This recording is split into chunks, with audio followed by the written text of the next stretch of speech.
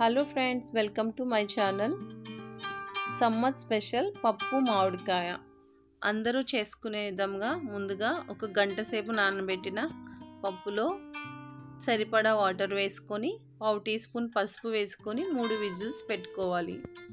అది ఉడికిన తర్వాత ఒక గిన్నెలో మామిడికాయ ముక్కలు, ఉల్లిపాయ, పచ్చిమిర్చి వేసుకొని ఒక గ్లాస్ వాటర్ కూడా వేసుకొని దీనిని కూడా మెత్తగా ఉడికించుకోవాలి.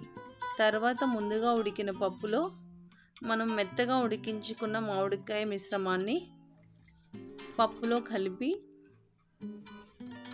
దీనిని మంచిగా ఉడికించుకోవాలి.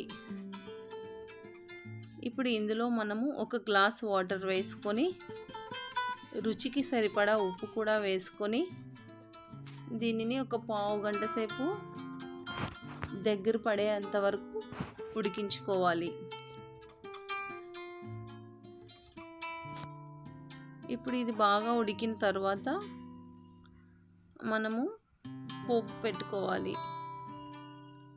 పోపుకు ముందుగా ఆయిల్ వేసుకొని ఆయిల్ కాగిన తర్వాత 1/2 టీ స్పూన్ ఆవాలు, 1/2 టీ స్పూన్ శనగపప్పు, 1/2 టీ స్పూన్ జీలకర్ర, అలాగే 2 ఎండుమిర్చి కూడా వేసుకొని తర్వాత కరివేపాకు, మొత్తం ఈ మిశ్రమం బాగా వేగిన తర్వాత అందులో ఒక 1/2 టీ స్పూన్ ఇంగువ వేసుకోవాలి.